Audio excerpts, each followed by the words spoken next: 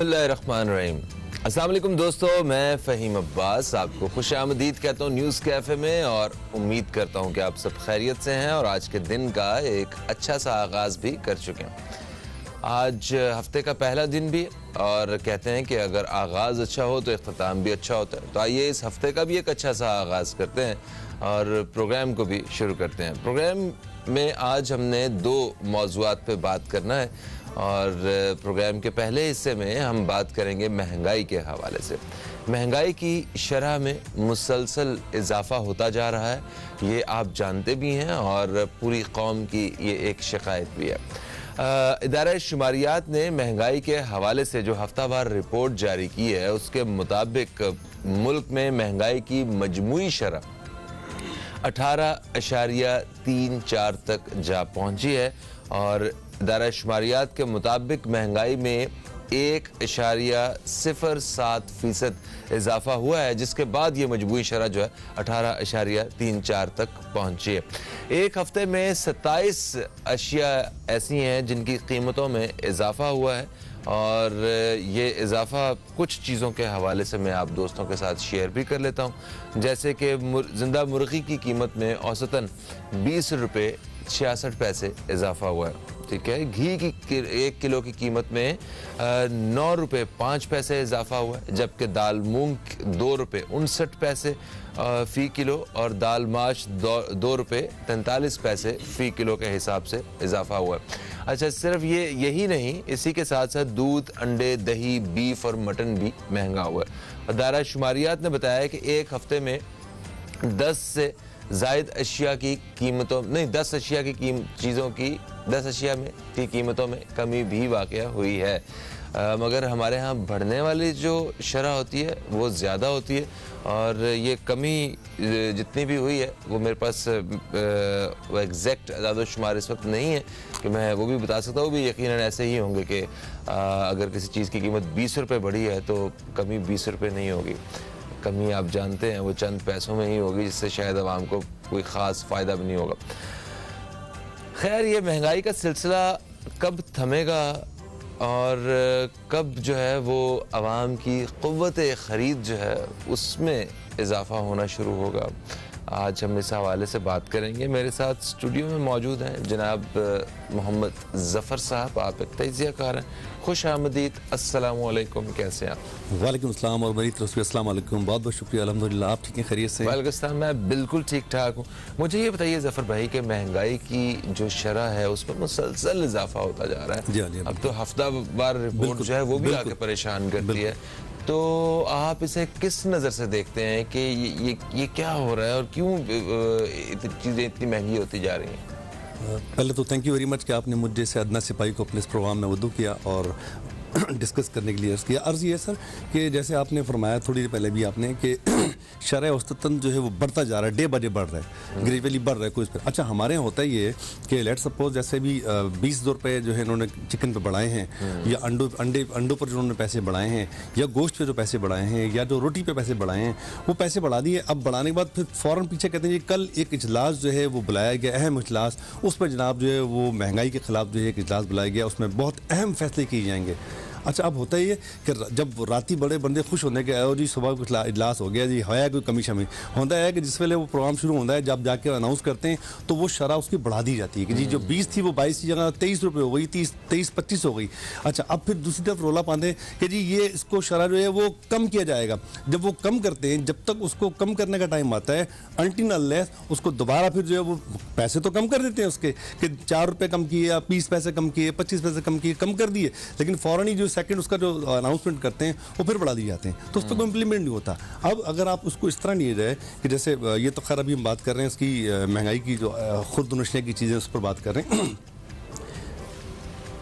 बिजली हो गई, गैस हो गया। अब गैस को ले लें, गैस अगर आपकी फतन जैसे फिलहाल जो उन्होंने गैस जा रही है, अब वो गैस पहले तो उन्होंने रेट बढ़ा दिए, फिर गैस को जो उन्होंने ऐसे उसका शेड्यूल बना दिया सुबह दोपहर शाम, कि जैसे कि डॉक्टर का नुस्खा हो गया, गैस ना हो कि डॉक्टर का नुस्खा कि सुबह 3 बजे, 4 बजे और 5 बजे। अच्छा, अब आ गई, अब आते हैं अगर आप घर का एक बंदा, कुछ लोग बाहर से रोटियां मंगाते हैं, अब वो रोटी की कीमत 18 रुपये हो गई। जिस तरह की भी आप बात कर रहे थे कि आदाद शुमार के हिसाब से फिक्स की बात हो, 18 रुपए की रोटी की एक रोटी हो गई है। अब वो एक गरीब आदमी जो कुछ नहीं बनाते या बाहर से जो लोग रोटी खाते हैं, तो 18 रुपए की रोटी, तो वो समझ लें कि वो आप 10 रोटी लेने गया तो वो 200 रुपए की समझ रोटी आ गई, 180 रुपए की रोटियां आ गई, वापस आया तो क्या वो कमाएगा? उसकी दिहाड़ी 400-500 रुपए दिहाड़ी हो रही है, 500 रुपए दिहाड़ी हो रही है। हाँ, दिन में अगर 2 दफा वो जाके रोटी लेके आता है तो 400 रुपए की तो खाली रोटी आ गई, खाली रोटी आ गई। ठीक है, और 400 रुपए की खाली रोटियों के साथ कोई सालन चाहिए, कोई उसके घर में कोई बच्चे होंगे, उसके घर का किराया होगा, बिजली का बिल हो।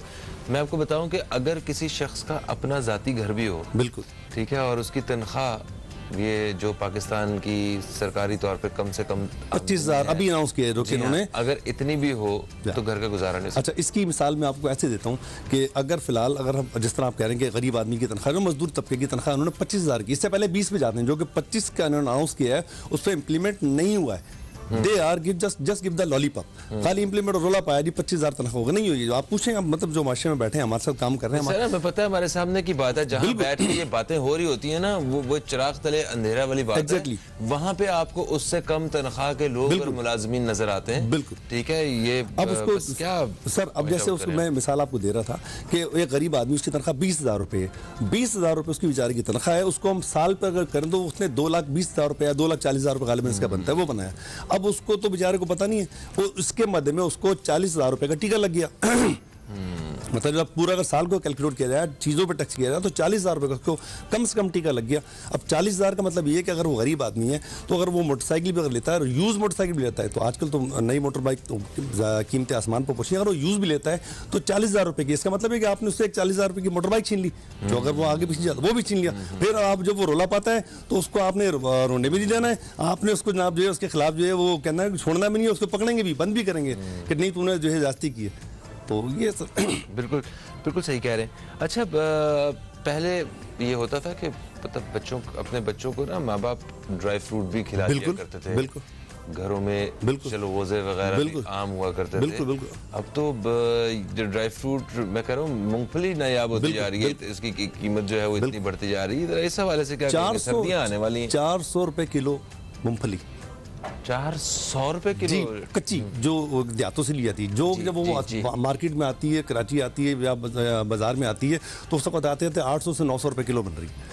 सिर्फ मूंगफली की बात करो, चिलगोज़ा की जो आपने बात की तो वो तो सोचिए, वो तो आप यू नेवर थॉट कि वो जहाँ उसका रेट पहुंचा 5-5.5 रुपए किलो पहुंचा है। मैंने सुना वो जहेज में देने की, सर वो तो किलो चिलगोज़ा। अभी पिछले दिनों हमारे को गेस्ट आ रहे थे, उन्होंने कहा जी कि कहाँ से आ रहे हैं, मैंने कहा पेशावर से, कह रहे 2-4 किलो चिलगोज़ा लेते आना, वो चिलगोज़े। तो वो कितनी अच्छी बात लिखी थी किसी ने कि अल्लाह ताला इतना अमीर बना दे कि हम चिलगोज़े खरीदते हुए हमें महंगे ना लगे, बिल्कुल, और फिर इतना हौसला इतना बढ़ा दे कि मेहमान के सामने रखते हुए भी तकलीफ ना हो। बिल्कुल एग्जैक्टली सर, ऐसे ही। एक वक्त बाद दोस्तों, वक्फे के बाद आपकी खिदमत में दोबारा हाजिर होते हैं। कहीं मत जाइए, न्यूज़ कैफे देखते रहिए, अब तक देखते रहिए।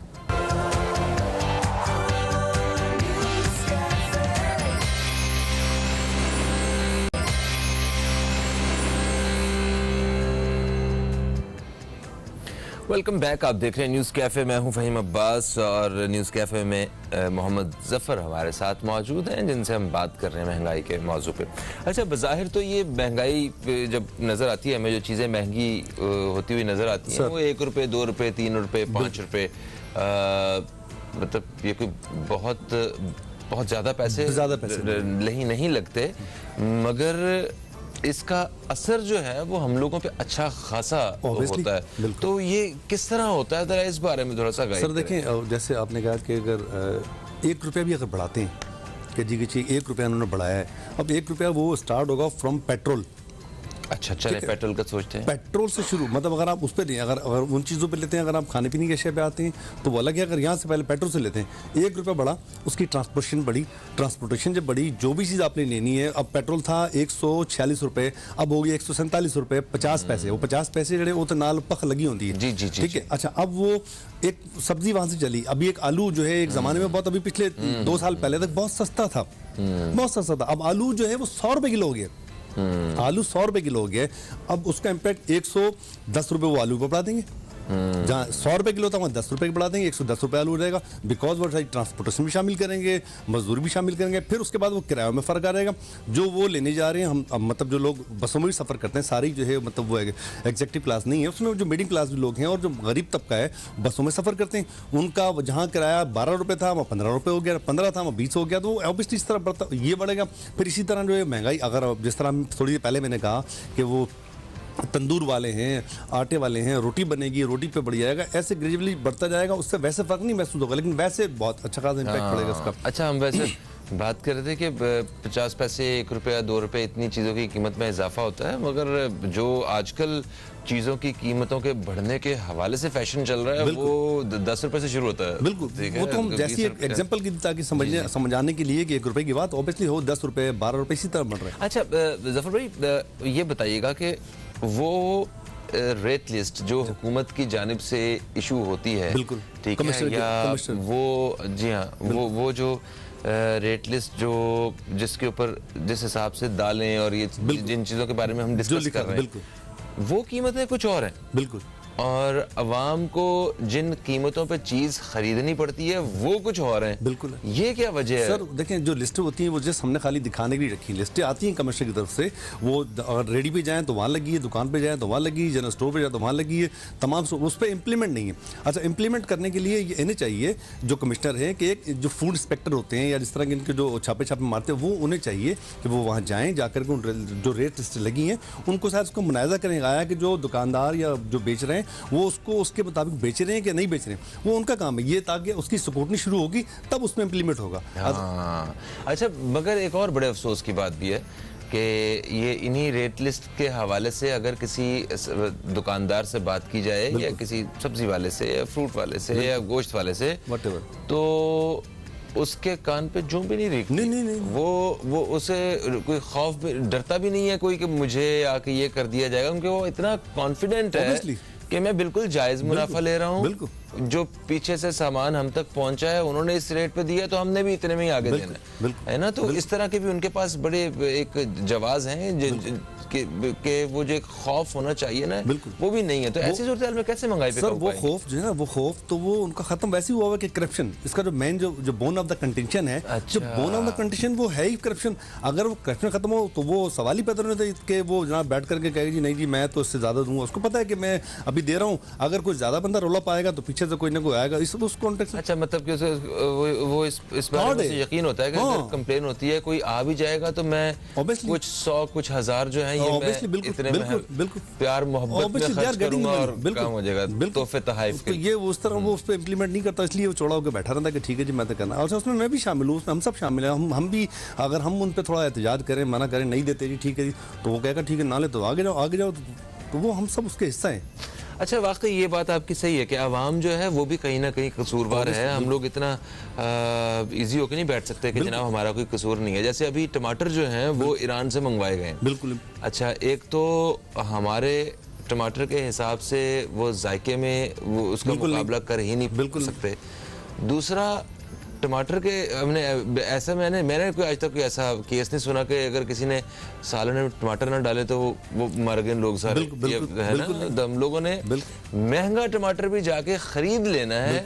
हमने अगर नहीं है मुल्क में तो ऐसा नहीं कि हम रुक जाएं या चलें कुछ अरसे के लिए, हमें बाहर से ना मंगवाने पड़े। तो मजमूई तौर पे कौम के रवैये में भी कुछ मेरा ख्याल है बेहतरी की जरूरत है। इस बारे में आप रहनुमाई कीजिएगा। एक वक्फा आ गया जरा, एक वक्फे के बाद आपकी खिदमत में दोबारा हाजिर होते हैं। कहीं मत जाइए, न्यूज़ कैफे देखते रहिए, अब तक देखते रहिए।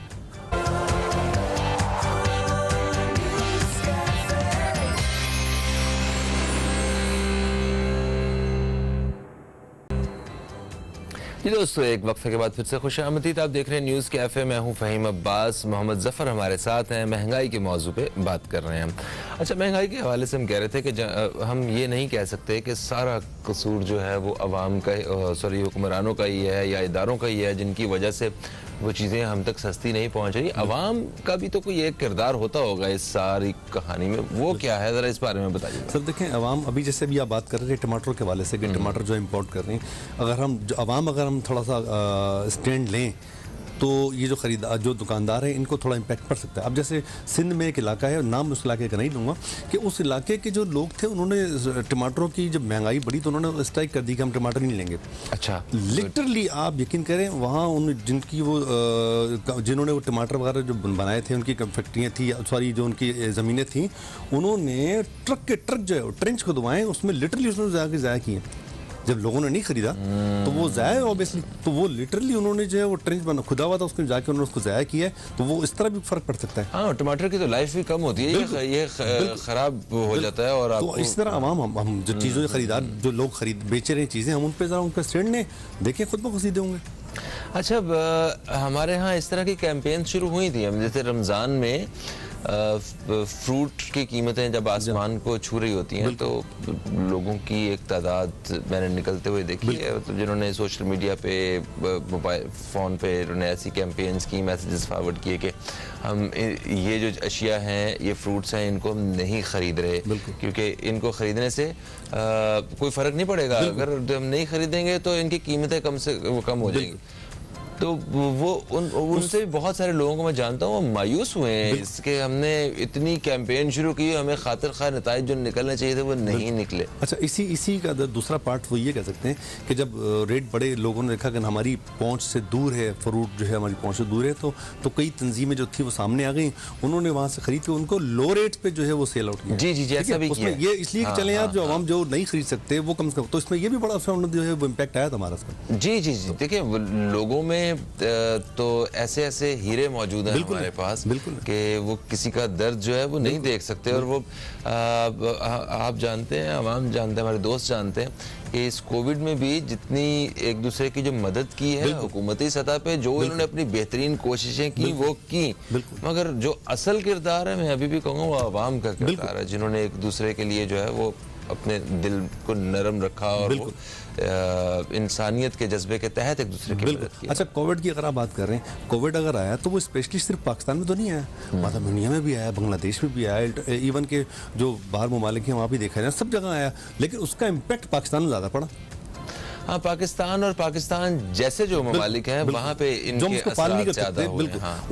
लेकिन उसके बावजूद हमारी जो आवाम थी सबने कोऑपरेट किया और मतलब हर एक दूसरे के दुख दर्द में शरीक रहे। हाँ। ठीक, लेकिन उसका इम्पैक्ट पाकिस्तान में ज़्यादा आया। जी। और अभी अल्हम्दुलिल्लाह हम इन कोविड के असरात से मुकम्मल तौर पे बाहर आ गए, हम काम की तरफ आ चुके हैं। तो अभी आप मुझे ये बताएं कि ऐसी क्या सूरत हाल हो सकती है कि हमारी क़ुव्वत ख़रीद बेहतर हो जाए, चीज़ों की कीमतें अगर कंपैरेटिवली देखी जाए तो हो सकता है किसी दूसरे मुल्क में पेट्रोल की कीमत जो है वो, तेल की कीमत वो हमारे पाकिस्तान से ज़्यादा हो, 2 गुना ज़्यादा हो, ये भी हो सकता है। वहाँ पे उन लोगों को खरीदते हुए तकलीफ नहीं हो रही। हमारे यहाँ अगर 10-20 रुपए कम भी हो जाएगी तो हमारे लिए जो तब भी एक वो खरीद से बाहर है, मतलब मुश्किल लग रहा है। बिल्कुल। अच्छा सर, तो क्या वजह है सर? देखें, जैसा अभी आप बात कर ही रहे हैं कि अगर हम बाहर के दूसरे बांग्लादेश में लें, इंडिया में लें, तो वहाँ के रेटों में और हमारे रेटों में कंपेयर किया जाए तो बहुत है, डॉलर के हिसाब से अगर देख रहे हैं हमारे रुपए की कीमत में और वहाँ के रुपए की कीमत में बहुत फ़र्क है। अब वो खरीद तो वो वही आती है, इम्पैक्ट उन्हीं पर भी आ रहा है, लेकिन ये उन्हें फील नहीं हो रहा। अच्छा, जहाँ तक रही बात, हम जो लोग कहते हैं कि फ्री कि ये चीज़ फ्री, ये चीज़ फ्री, बिजली फ्री, आज जो हमारे हुक्मरान बैठे हुए जो हैं, ये ऊपर जो बैठे हैं हमारे, ये इनको तो कई हर चीज़ें फ्री हैं, बिजली इन्हें फ्री है, गैस इन्हें फ्री है, पानी इन्हें फ्री है, हाउस रेंट इन्हें फ्री है, तो वो तो सुकून से बैठे हैं, they are very much happy. जो सफ़र कर रही है वो तो आवाम कर रही है। उनके तो कान पर, जो आपने बात की, कान पर जूं तक नहीं लगती। वो कहते ठीक है बढ़ाई जाओ, बस लास्ट से लास्ट कमेटियाँ तक कमेटियाँ तश्कील दी जाती हैं कि आज ये कमेटी बना दी, आज ये, इस पर कोई इम्प्लीमेंट नहीं। सही। तो आपको क्या लगता है कि क्या मतलब हल क्या होना चाहिए? हल तो सर इसका सिंपल सा हल है कि जो जिस तरह GIT बना रहे हैं, जो कमेटियाँ बनाते हैं, उसका सबसे जो 2 चीज़ें हैं, 2 चीज़ें हैं। एक तो चीज़ ये कि आपकी करप्शन ख़त्म करनी पड़ेगी, दूसरी आपको नीयत साफ़ करनी पड़ेगी। अगर आपकी नीयत साफ़ होगी कि मैंने ये काम करना है, उसको लेके चलना है, तो उस पर इम्प्लीमेंट होगा, तब you are the successful, otherwise you can't successful. ठीक है, आपने कहा कि 2 चीज़ें हैं, सब 2 इसके हल है आपके नज़दीक। एक तो है करप्शन का खात्मा, बिल्कुल, और दूसरा है नीयत की सफाई। बिल्कुल। अब सबसे पहले तो करप्शन के खात्मे पे बात करते हैं। करप्शन के खात्मे के हवाले से मौजूदा हुकूमत ने इक़्तिदार में आने से पहले भी बाकायदा हम लोगों के साथ कहें कि वादे ही किए हैं कि कि करप्शन में कमी लेके आएंगे, खत्म कर देंगे, ये हो जाएगा, वो हो जाएगा। अनफॉर्चुनेटली इन लोगों की कोशिशों के बाद भी करप्शन में कमी नहीं हुई है, ठीक है, उस तरह वाज़े नताइज सामने नहीं आए जो हम एक्सपेक्ट कर रहे थे। आपको लगता है कि आइंदा आने वाले दिनों में करप्शन में कमी वो हो जाएगी और ये मसाइल जो है वो हल की तरफ आएंगे?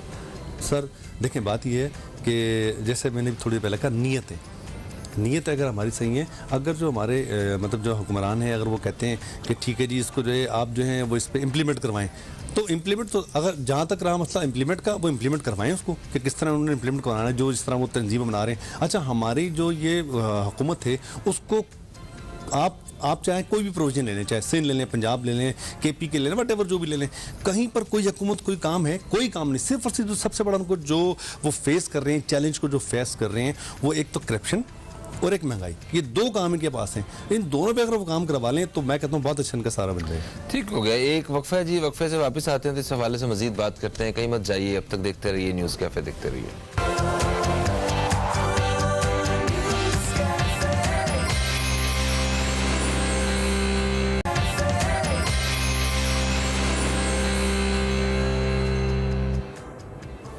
वेलकम बैक, आप देख रहे हैं न्यूज़ कैफ़े, मैं हूं फ़हीम अब्बास और न्यूज़ कैफ़े में महंगाई के मौजू पे हम बात कर रहे हैं और इस मौजू पे बात करने के लिए हमारे साथ हैं जनाब मोहम्मद ज़फ़र साहब। अच्छा मोहम्मद ज़फ़र भाई, अभी 2 पहलुओं के बारे में मैं ख़ास तौर पे बात करना चाहूँगा। सबसे पहले इस हवाले से महंगाई के बारे में कि PDM, पाकिस्तान डेमोक्रेटिक मूवमेंट, पूरी अपोजिशन तकरीबन उसमें शामिल है और वो मिल के इस महंगाई को रीज़न बना के इस हुकूमत के ख़िलाफ़ एहतजाज कर रहे हैं। तो अपोजिशन का ये किरदार जो है ये कितना अच्छा है, और क्योंकि अवाम का एक बहुत बड़ा मसला है, उसकी आवाज़ बने हुए हैं वो, और इससे कितना फ़र्क पड़ेगा, या वो वाकई दिल से उन्हें इस चीज़ की फ़िक्र है इस महंगाई की, या अपने मफादात के लिए उन्होंने इस कॉज को पकड़ा हुआ है? सर, जब जिस ज़माने में आज से 3-4 साल पहले, 3 साल पहले इन्होंने PDM बनाई थी, जब बनाई थी तो उस वक्त लोगों के जहनों में यह है कि वाकई जो ये अब बन रही है PDM, ये इत्तेहाद जो कर रहे हैं, इट्स मीन कि ये कुछ करेंगे।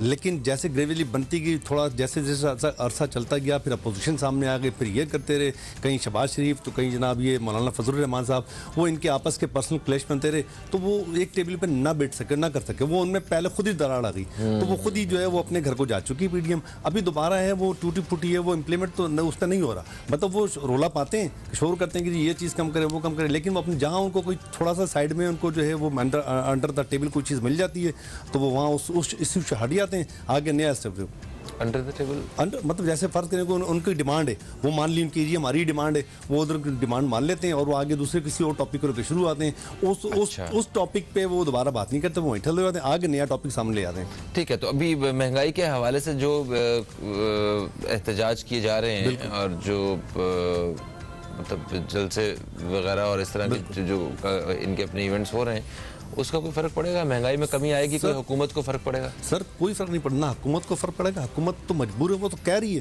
कि हम सिर्फ एक यही काम नहीं कर सकते, बाकी सब काम कर रहे हैं। अभी जैसे रिसेंटली भी इमरान खान साहब ने वो जो बिल पास करवाए हैं, वो उसमें आप समझते हैं अगर फर्ज करें 20-25 बिल जो उन्होंने पास करवाए हैं, वैसे तो खैर 1-2 ज़्यादा ही हैं, तो उसमें कोई 10 से 15 तो उनके पर्सनल अपने मुफाद पार्टियों के, जैसे कि जरदारी साहब ने एक जो है वो 18वीं तरमीम का जो बनवाया था उन्होंने, वो करवा के बैठे। आज तक लोगों ने दोबारा जो है वो अपने मतलब अंत तक कोशिश कर ली कि वो ख़त्म किया जाए, क्योंकि उन्होंने वो अपने मुफाद के लिए बनाए थे। ठीक, अच्छा हुकूमत अगर आप कह रहे हैं ना कि हुकूमत इस बात को तस्लीम करती है कि हम महंगाई पे जो है ना वो कुछ नहीं कर सकते, तो ये क्या मतलब है कि हुकूमत का फेलियर है? ये नहीं फेलियर, देखें सर, वो कहते हैं हम उन्होंने कर्जे इतने लिए हुए IMF से, उन्होंने कर्जे इतने लिए हुए सॉरी, उन्होंने कर्जे इतने लिए हुए कि उसके रिकॉर्ड में उसको रिप्लेस में देनी पड़ती है, और वो देने उन्होंने पैसे, अब वो कहाँ से दें?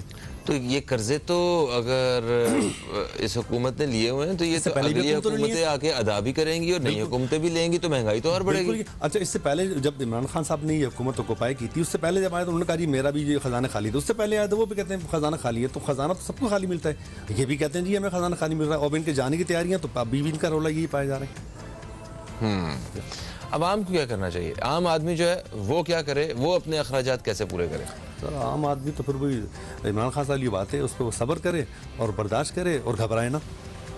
नहीं वाकई वो तो- आम ये तो आदमी खैर के पास मजाक- कोई इख्तियार कोई क्या- वो नहीं है, क्या हल नहीं है वो इस चीज़ का। आप देखें ना, पिछले दिनों आपने खुद देखा वो सुसाइड कर ली, वो एक बंदे ने अपने 5 बच्चे और 4 बच्चे और अपनी बीवी और खुद को आखिरी में खुद को भी उसने मार लिया, और क्या करे। कुछ तो होगा, मतलब देखें कोई तो रास्ता होगा आवाम के पास भी कि आप मतलब इस कम तनख्वाह में या जहाँ महंगी चीज़ों में किस तरह गुजारा कर बेचारे सकते हैं। सर्वाइव कर ही रहे हैं। हाँ, वो कर ही रहे हैं, वो तो उनका हल है नहीं, मतलब उसमें मैं भी शामिल हूँ, आप भी शामिल हैं। हमने जो चीज़ें करनी है वो मिलना है, जैसे मिलना है वो हमने लेनी है। चीनी को देख लें, अगर चीनी अगर रेट बढ़े तो फिर भी लिए लोगों ने ज़ख़ीरे किए हुए, और वो करना है, सर्वाइव तो करेंगे। और आप ये देखें कि सिर्फ महंगाई की वजह से क्राइम रेट बढ़ता जा रहा है, बहुत ज़्यादा। आप बेरोज़गारी में इजाफा हुआ है। जिस तरह सिर्फ अभी ये गैस के इस बहरान की वजह से हज़ारों अफराद बेरोज़गार हुए हैं, ठीक है, क्योंकि सनतों में फ़र्क पड़ा है, अनएम्प्लॉयमेंट बढ़ी भी, ठीक है। तो जब बेरोज़गारी होती है या चीज़ें आपकी पहुंच से बाहर हो जाती हैं, वो ज़रूरत की अशिया, तो फिर जो जुर्म जराइम की शरह है ना वो exactly, बढ़ना फिर शुरू हो वो जाती ये है। इसी तरह अब वो जराइम की शरह को कैसे रोका जाएगा, लोगों को किस तरह इस तरफ लाया जाएगा वापस, ये बहुत सारे सवालात हैं। बहुत सारे, लेकिन असल हल वही है जो मैंने बताया कि एक करप्शन और एक नहीं, साहब करप्शन पे अगर कंट्रोल करेंगे तो तमाम चीज़ें जो है ये ऑटोमेटिकली जो सीधी स्मूथ होती जाएंगी। तो करप्शन पे कंट्रोल का भी तो कोई हमारे पास सर हल नहीं वो नहीं है, वो कहते हैं जहाँ से करप्शन के लिए आवाज़ उठती है सबसे ज़्यादा वहीं बंदे बैठे हैं करप्शन वाले। अच्छा, जहाँ से वो आवाज़ उठती है कि जी हम करप्शन को कंट्रोल करेंगे, वो पीछे से इधर से कहते हैं वर्बली बला बला बला। तो फिर ये करप्शन की आवाज़ कहीं और से उठनी चाहिए क्या? सर उठनी तो क्या चाहिए, उठाते हैं वही उठाते हैं, और आवाम अगर वो स्टैंड ले तो कुछ हो सकता है। और आवाम उसी सूरत में स्टैंड ले कि मतलब जो चीज़ें आ रही हैं, जिस तरह मैंने पहले कहा है कि वो मतलब ना ले, एहतजाज करे कि ठीक है मैं ठीक है, अवाम इस तरह जो है वो डिस्करेज कर सकती है हर उस चीज़ को जिसमें करप्शन इन्वॉल्व है। जैसे अगर कोई चीज़, महंगाई के हवाले से बात कर रहे हैं, किसी चीज़ की कीमत में इजाफा अगर हुआ है, रेट लिस्ट से हट के अगर कोई चीज़ महंगी दे रहा है तो उसमें इसका मतलब है करप्शन इन्वॉल्व। तो आप उसको जो है डिस्करेज करें, वो ना खरीदें, कहीं और जाएं या सवाल करें। सवाल करने के बाद आप उसको शिकायत दर्ज करवाएं, है ना। ये वो सारे तरीकाकार हैं जिनके ऊपर हमें रहना पड़ेगा। सर सुनवाई उस पर भी नहीं, शिकायतें भी दर्ज करें, जो बॉक्स बनाए डालते सुनवाई, कोई बात नहीं, हमारा अपना रोल है, अपना काम करे, अवाम का जो रोल है वो अपना काम करते रहे। आगे कोई तो ऐसा हमारा जो है मसीहा आएगा दुनिया में, जिंदगी में हमारी कभी तो कोई ऐसा मसीहा आएगा जो इन सब चीजों को।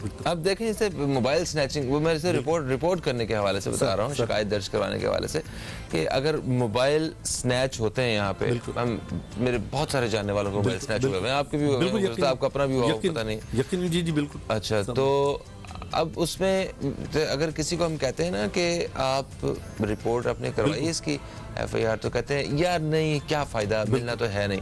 अच्छा, बात उनकी सही है, जिन लोगों ने करवाई उनको भी वापस कुछ नहीं मिला, मगर उसमें कहीं ना कहीं हमें अपनी जिम्मेदारी जो है ना वो अदा करनी थी। वो इसलिए कि इन दी एंड अगर आप मंथ एंड पे देखें तो पुलिस की जानिब से वो कहते हैं कि हालात तो बिल्कुल ठीक है, ये सिर्फ 1800 फ़ोन जो है वो स्नैच हुए हैं, और बाकी तो पिछले सालों में जो है वो 2000 होते रहे, 2200 होते रहे, 3000 होते रहे सपोज। तो असल में तो वो 1800 नहीं हुए, वो तो 1800 वो लोग हैं जिन्होंने रिपोर्ट करवाई, वो पता नहीं कितने हजार जो वो करनी कतराते हैं, जो जाके आंसरिंग करनी, सवाल जवाब देने बैठ के। तो हमें अपनी रिपोर्ट जो है ना वो जरूर जो है ना वो दर्ज करवानी है, ताकि पता चले कि भाई पूरा पाकिस्तान से इतने लाखों लोग कंप्लेन कर रहे हैं, जो इदारे कुछ नहीं कर रहे ना, उन्हें भी कुछ करना पड़े, कुछ आवाम के हक में फायदा हो।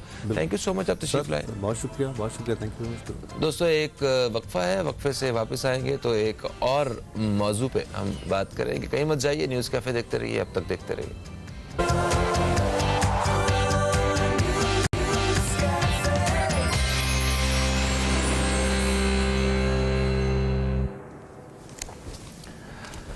एक वक्फे के बाद आपको फिर से खुशामदीद। आप देख रहे हैं न्यूज़ कैफे, मैं हूं फ़हीम अब्बास, और प्रोग्राम के दूसरे हिस्से में हम दाखिल हो गए हैं, जहां पे हम एक दूसरे मौजू पे बात करेंगे, और वो मौजू है शरअ सूद में इजाफा।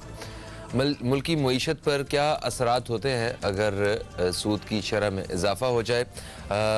पाकिस्तान के स्टेट बैंक ने मुल्क में महंगाई और अदायगियों के बढ़ते हुए अदम तवाज़ुन के ख़तरात से निमटने के लिए शरह सूद में 150 बेस पॉइंट्स का इजाफा किया है, और जिसके नतीजे में सूद की जो शरह है वो पहले 7.25 थी, अब उससे बढ़ के 8.75 हो गई।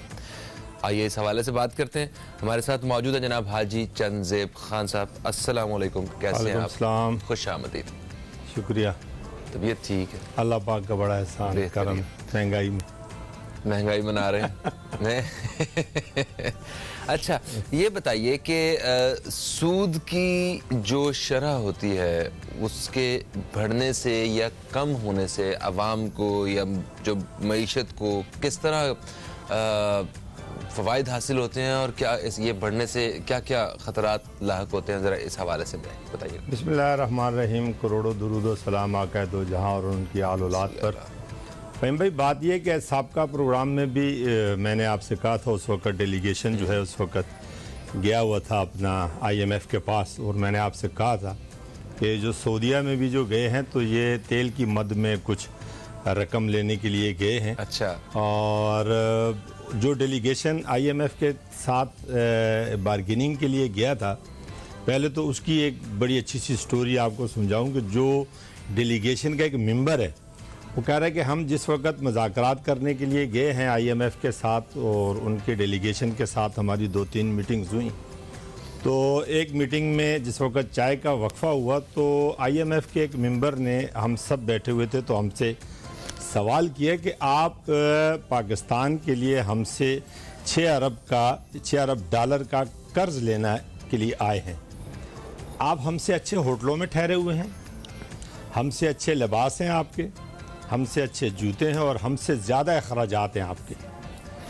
तो ये कैसा मुमकिन है कि जिस मुल्क के लिए आप मज़ीद कर्ज़े लेने आए हैं और हम जो कर्ज़ा देने वाले हैं आपसे कम दर्जे के होटलों पर और उन आपसे छोटी गाड़ियों में सफ़र कर रहे हैं, और आपके जो हालात हैं, जो शान और जो ठाट बाट हैं, वो तो नहीं लगता कि आप तो कर्ज़ लेने वाले हैं। आप ऐसे रहे कि जैसे आप कर्ज़ हमें देने के लिए आए हैं।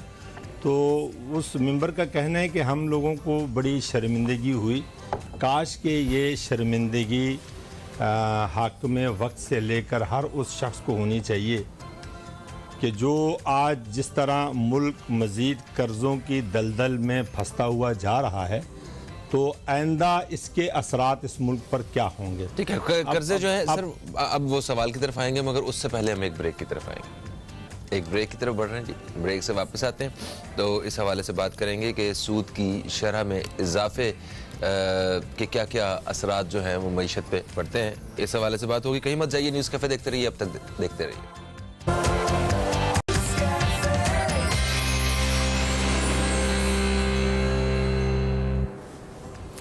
जी दोस्तों, वक्फे के बाद आपको फिर से खुश आमदीद। आप देख रहे हैं न्यूज़ कैफ़े। मैं हूं फ़हीम अब्बास और हाजी चंद साहब हमारे साथ स्टूडियो में मौजूद हैं, जिनसे हम बात कर रहे हैं शरह सूद में इजाफे के हवाले से।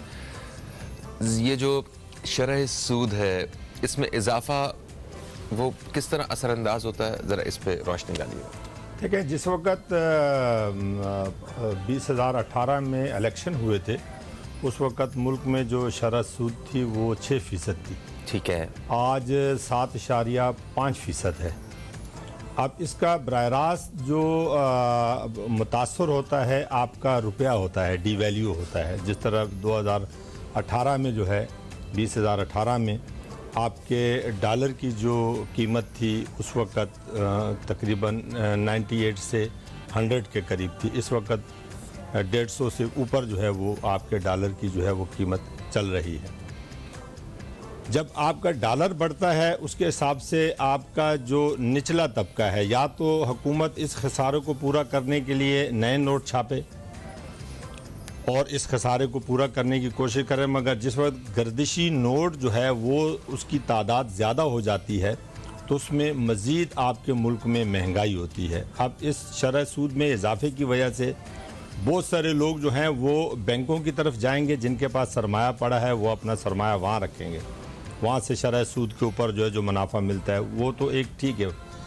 मगर उसके साथ साथ जो छोटा कारोबारी तबका है जो बैंक से लोन लेकर अपना कारोबार अपना बिजनेस चलाता है उनके लिए मुश्किलात ज़्यादा हैं। बड़ा कारोबारी तबका जो है वो तो कहीं ना कहीं एडजस्ट हो जाता है। मगर इस वक्त आने वाले वक्त में जिस तरह हुकूमत कर्ज़े ले रही है, अब इन कर्ज़ों की अदायगी में इस साल में भी अगर ये हुकूमत अपने कर्ज़ अदा करे तो 400 अरब रुपया जो है वो इजाफी हुकूमत पाकिस्तान को इस साल इजाफी देना पड़ेगा। साबका जो आपके कर्ज़ हैं वो तकरीबन 49 अरब रुपए 49 अरब डॉलर के करीब पहुंच गए हैं। उसमें 400 अरब रुपया ये भी शामिल कर लें तो इससे मज़ीद जो महंगाई है उसमें इजाफा होगा, लोगों की मुश्किलात में इजाफा होगा। यहाँ इस वक्त आपके जो कौमी इदारे हैं, IMF आपको कर्जा दे रहा है, किस चोटी पे दे रहा है? वो आपके जो इदारे हैं इस वक्त, मतलब आपकी जो स्टेट बैंक ऑफ पाकिस्तान जो पाकिस्तान के नाम से है, मगर इस वक्त अमली तौर के ऊपर स्टेट बैंक ऑफ पाकिस्तान जो है वो IMF के पास गिरवी रख दिया गया है। इस वक्त आपने असम्बली के अंदर जो दोनों फोरम को मिलाकर सेशन में जो आप लोगों ने तरमीम की हैं, जो असम्बली में पास की हैं, बिल्डोज किया बहुत सारी चीज़ों को, तो आने वाले वक्त में उसका मज़ीद नुकसान जो है वो पाकिस्तान को उठाना पड़ेगा। आया यहाँ जो मामलात इस वक्त चल रहे हैं, हुकूमत अगर उनको कंट्रोल करे, करप्शन को कंट्रोल करे, चीज़ों को कंट्रोल करे, मामलात को कंट्रोल करे, अपोजिशन को साथ लेकर चीज़ों को मैनेज करे तो ये बेहतर है। आने वाले वक्त में कोई भी हुकूमत आती है तो उसको इन चीज़ों को संभालना बहुत मुश्किल हो जाएगा। आपकी मतलब पेट्रोल मज़ीद महंगा होने जा रहा है, गैस आपको मिल नहीं रही है, पानी की शार्टेज आपके पास है, और ये जो गैस की भी इस वक्त शार्टेज है, मतलब पाकिस्तान की तारीख में पहली दफ़ा होने जा रहा है कि आपके लिए टाइम टेबल मुकर्रर किया गया है कि सुबह 2 घंटे आपको गैस मिलेगी, दोपहर को 2 घंटे आपको गैस मिलेगी, रात को 2 घंटे आपको गैस मिलेगी। सिंध और बलूचिस्तान में जो है गैस CNG पंप्स जो हैं उनको 2 महीने के लिए जो है वो शार्टेज के नोटिस दे दिए गए हैं। सुई सदरन गैस जो मुनाफे में चल रही थी वो खसारे की तरफ चली गई है। ये इदारे जब आप IMF को देंगे, आप इनकी पेमेंटें नहीं करेंगे तो IMF आपसे अपनी शराइत के ऊपर जो है वो जो मामला तय करेगा। और IMF दुनिया में किसी भी मुल्क में गया है, चाहे वर्ल्ड बैंक हो या IMF हो, दुनिया की तारीख ये कहती है कि जो मुल्क IMF का मकरूज हो गया, समझो कि वो एक पिंजरे के अंदर कैद हो गया और उसकी आज़ादी नामुमकिन हो गई है। क्या इस मुल्क के हुक्मरानों को नहीं पता है कि आज जिस तरफ ये मुल्क हम लेके जा रहे हैं, मतलब कश्ती के एक सुराख ही कश्ती की तबाही का बायस बन जाता है। इस वक्त हमारी कश्ती जो है उसमें जगह जगह पे सुराख हैं। तो क्या इन कर्जों के बगैर इस मुल्क को चलाना मुमकिन है या मुमकिन था? हमारे हुक्मरान जो है वो अपनी जेबें भरने के लिए कर्जे लेने जाते हैं या आवाम के लिए और मुल्क की ज़रूरत है कर्जे? इस बारे में थोड़ी रोशनी डालिएगा। और ये जो सूद की शरह है इसको पाकिस्तान में अगर कम कर दिया जाए तो क्या इनकलाब बर्पा हो सकता है? ज़रा इस बारे में रोशनी भी हम डालेंगे प्रोग्राम के अगले हिस्से में। वक्फे की आवाज़ फिर से मेरे कान में आ चुकी है। एक वक्फे के बाद आपकी खिदमत में दोबारा हाजिर होते हैं। कहीं मत जाइए, अब तक देखते रहिए न्यूज़ कैफे, देखते रहिए।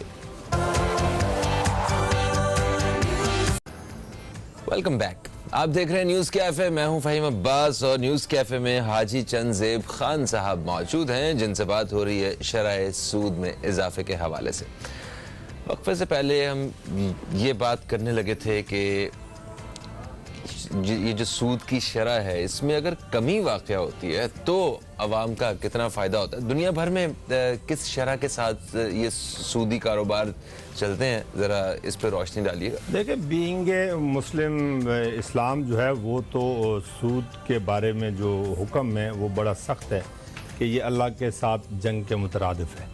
इंशाल्लाह हम इस पे आगे बात करने वाले हैं इस पे हम। मगर उसके बावजूद चूंकि दुनिया का एक निज़ाम है, हुकूमती निज़ाम है, आप जिस वक्त शरह सूद के मामलात में कहीं भी आप किसी भी हुकूमत को ले लें, वो मज़ीद मुश्किलात में दिन ब दिन तो जा सकती है, उसके लिए हालात बेहतर नहीं हो सकते। हम आपने मुल्क को बेहतर करना है तो आपकी यहाँ पर जो ज़राए आमदन है उसके ऊपर कंट्रोल हो, आपके जो टैक्स दहंदा हैं उनके ऊपर कंट्रोल हो, जो आपका एक बड़ा सरमायादार है जो ज़ख़ीरा अंदोज़ है। आप देखें ना, हमारी बदकिस्मती ये है कि यहाँ पर अगर पेट्रोल के ऊपर 5 रुपये बढ़ जाते हैं तो उस 5 रुपये का असर एक आम सब्ज़ी तक चला जाता है। जी जी।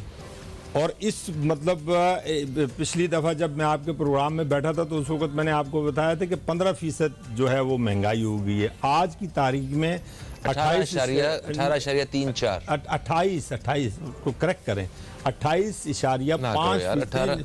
ये भी पिछले हफ्ते की, ये इसमें महंगाई की लिस्ट वो मेरे पास पड़ी हुई, मैं आपको प्रोग्राम का पिछली दफ़ा 28.5%।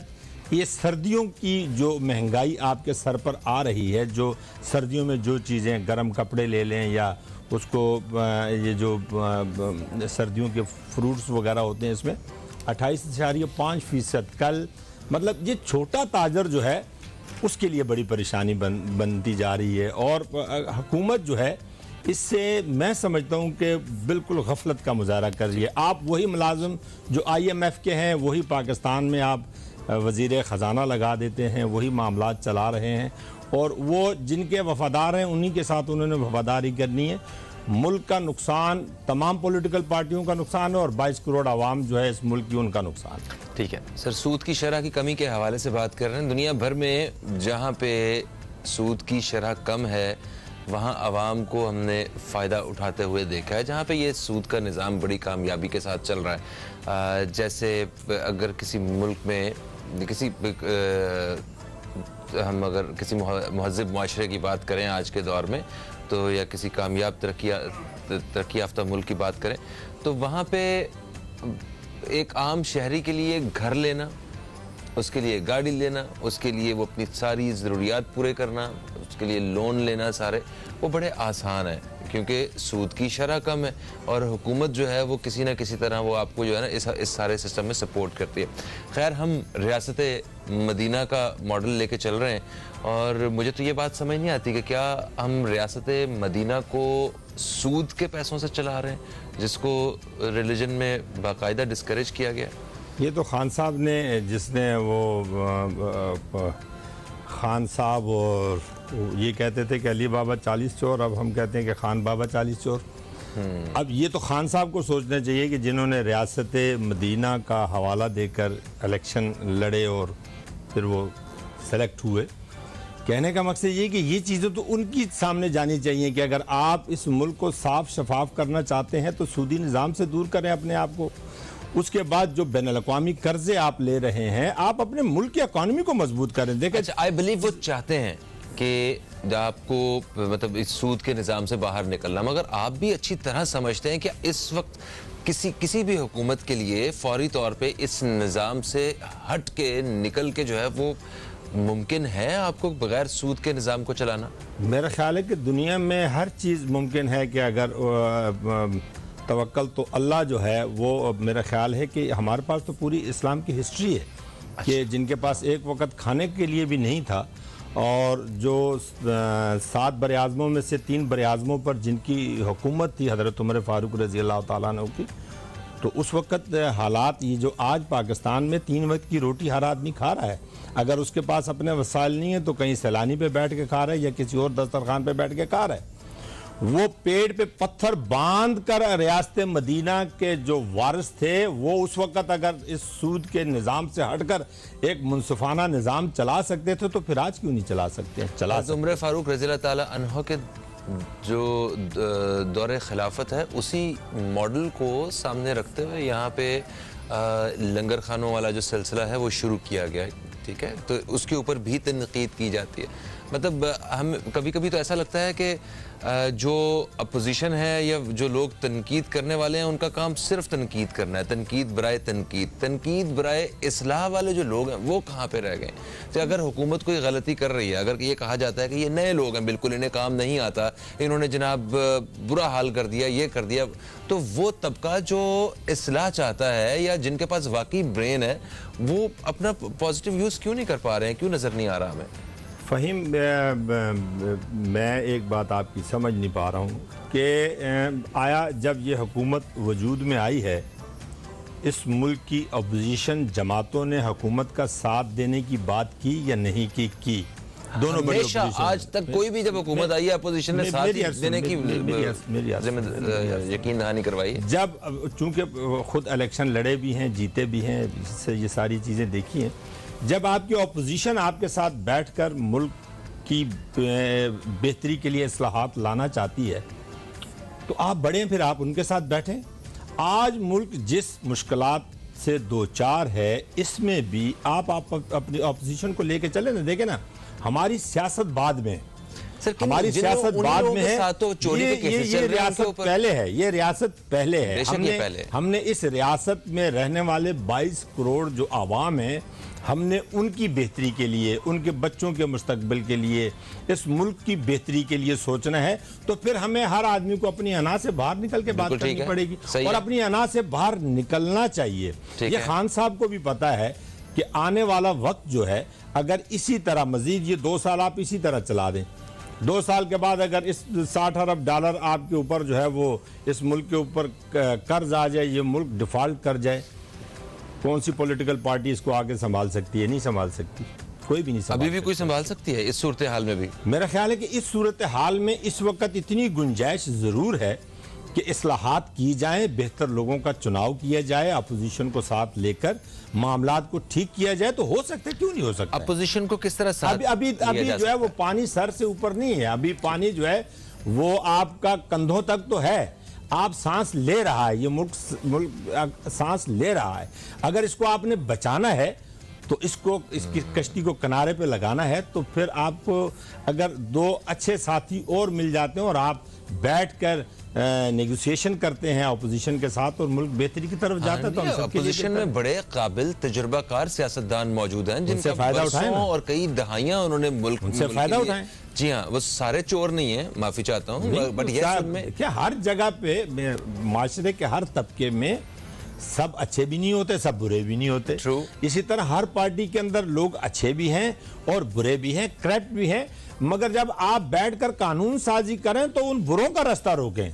हाँ। उन बुरों का रास्ता रोकें, वो चाहे किसी भी पार्टी के अंदर हो, उस आदमी का रास्ता रोकें जो इस मुल्क की तबाही का जिम्मेदार है, इस मुल्क के कर्जों का जिम्मेदार है, इस मुल्क के अंदर जो महंगाई है, जो मुश्किलात है, जो उनके जिम्मेदार है, वो किसी भी पॉलिटिकल पार्टी का आदमी हो, उसका एहतसाब होना चाहिए। अच्छा, मगर ये भी तो देखें कि जो अपोजिशन में जितनी भी जमातें हैं, उनके जो बड़े जो रहनुमा हैं, जो लीडर्स हैं, जो कायदीन हैं, उनके ऊपर तो केसेस चल रहे हैं। अब उनके बारे में जो है रियासत इस तरह करप्शन के और इस तरह के केसेस जो है खोल के बैठी है और उन्हीं की टीम के बाकी लोग बैठ के हुकूमत का साथ देंगे, सवाल ही पैदा नहीं होता। उनके तो अपने जो डिमांड्स हैं वही कुछ और होंगी। एक वक्फा है, वक्फे से वापस आते हैं तो फिर बताइएगा इस सिचुएशन से हुकूमत कैसे निकले। एक वक्फे के बाद आपसे दोबारा मुलाकात हो रही है, कहीं मत जाइए, न्यूज़ कैफे देखते रहिए, अब तक देखते रहिए।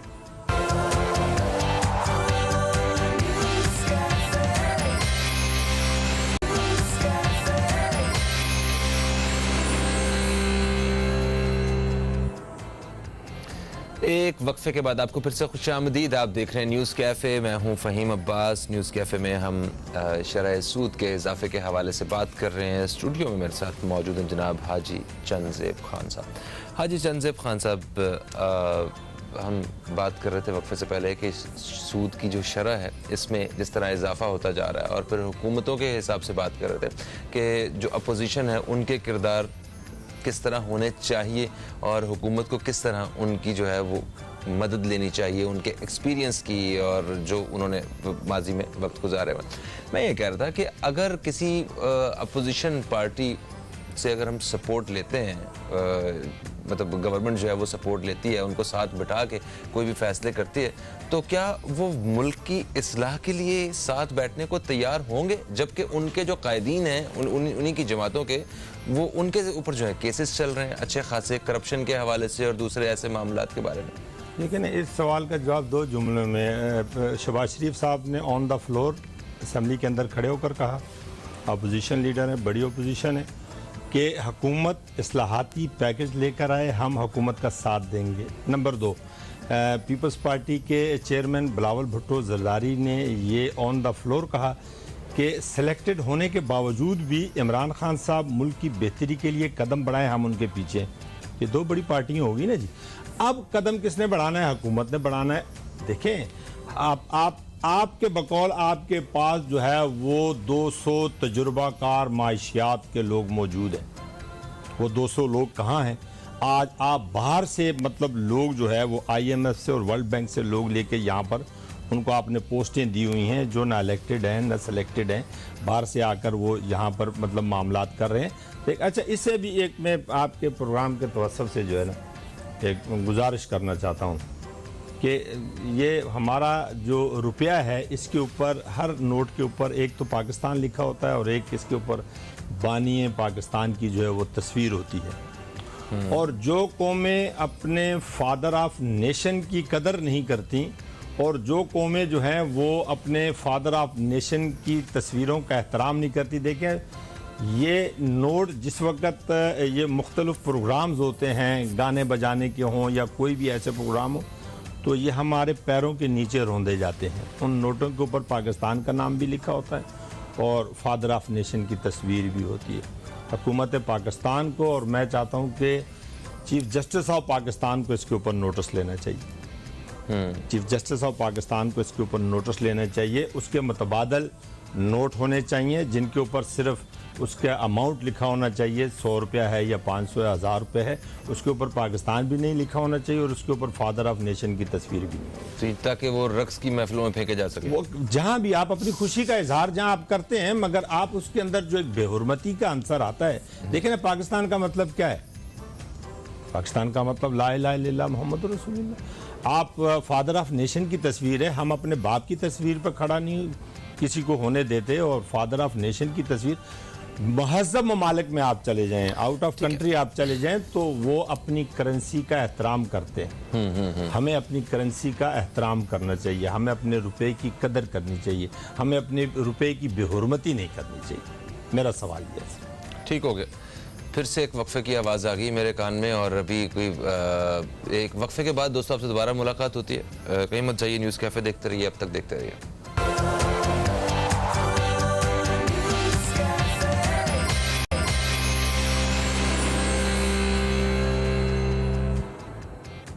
एक वक्फे के बाद आपको फिर से खुशामदीद। आप देख रहे हैं न्यूज़ कैफ़े, मैं हूं फ़हीम अब्बास और न्यूज़ कैफ़े में आज मौजूद हैं हमारे साथ जनाब हाजी चंद साहब। शरह सूद में इजाफे के हवाले से बात कर रहे हैं, मुल्की मईशत पे क्या असरात होंगे इस हवाले से बात हो रही है। सर, ये वैसे सूद की शरह को बढ़ाना जो है ये क्यों मुनासिब समझा हुकूमत ने ऐसी सूरत हाल में जहाँ ऑलरेडी महंगाई की वजह से अवाम भी तंग हैं और ये भी महंगाई के होने की वजह से परेशान है कि महंगाई इनके काबू से बाहर होती जा रही है। तो सूद की शरह में इजाफा करने से क्या है ऐसा बेनिफिट होगा इस वक्त? IMF को होगा ना, जो आपको कर्जा दे रहा है उसने जो उसकी रिकवरी के लिए आपने ये जो शरह सूद में इजाफा किया है। पहले मिसाल के तौर पे जो लोग बैंक में अपना पैसा रखते थे, अगर लाख रुपए के साथ उनको 1000 रुपये आते थे, अब 1100-1200 रुपये आएंगे। अच्छा। मगर उसी तरीके से जो लोग छोटा कारोबारी तबका जो बैंक से लोन लेकर अपना कारोबार करता है, उसको उसी मार्जिन से पैसा जो है वो फिर रिटर्न करना पड़ेगा। तो आपके कारोबार मुतासर होंगे। जब आपका कारोबार मुतासर होगा, उसके असरात आपकी महंगाई तक आएंगे, आपका रुपया मज़ीद डीवैल्यू होगा।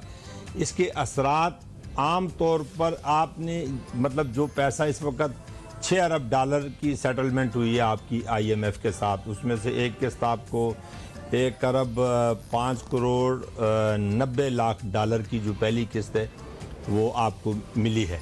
मगर उसके साथ साथ IMF की जो शराइत आपके ऊपर आई हैं, वो अगर इस साल में आप उनके ऊपर अमल दरामद करते हैं तो आपको अपने साबका जो कर्जे देने हैं उसमें 400 अरब रुपया मजीद इजाफा करके आपको वो रकम लौटानी पड़ेगी। क्योंकि रुपए की कीमत कम हो रही है इस वजह से। रुपए की कीमत भी कम हो रही है और फिर वो जिस शराइत पे आपको वो जिस शराइत सूद पे कर्जा दे रहे हैं, मतलब वो कर्जा आपको जो है वो कर्जे हंसना तो नहीं दे रहे ना। सही बात है। उन्होंने 6 अरब डॉलर दिए उन्होंने, तो वो उसके 6 अरब डॉलर के ऊपर आपसे सूद लेंगे।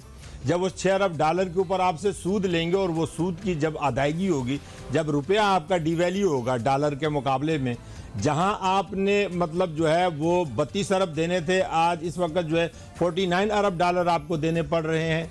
मतलब इन 3 सालों में आपके शरह सूद में आपका पैसा डिवैल्यू होने की वजह से IMF या वर्ल्ड बैंक को, और जिन लोगों से हमने चाइना ने आपको सूद के बगैर पैसा दिया, सऊदीया ने आपको सूद के बगैर पैसा दिया, ये वो रकम है जितनी वो देते हैं उतनी हमसे ले लेते हैं।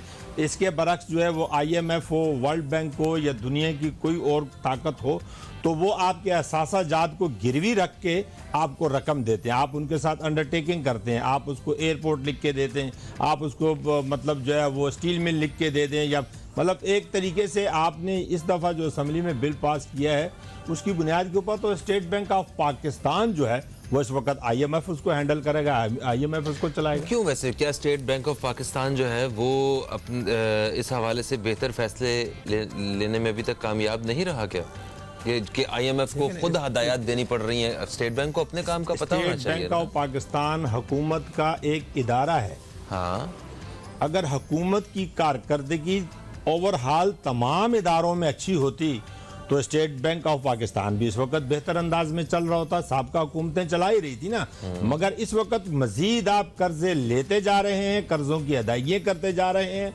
इसमें कोई शक नहीं है कि कोरोना के मामलात आए, पूरी दुनिया उसमें डिस्टर्ब हुई, मगर आपके मुल्क के अंदर जिस नारे के साथ आप आए थे कि हम करप्शन पे काबू करेंगे, हम करप्ट लोगों को पकड़ेंगे, इस वक्त आपकी करप्शन में इजाफा, महंगाई में इजाफा, हर उस चीज़ में इजाफा हुआ है। एक आम आदमी की खरीदो फरोख्त में इजाफा हुआ है।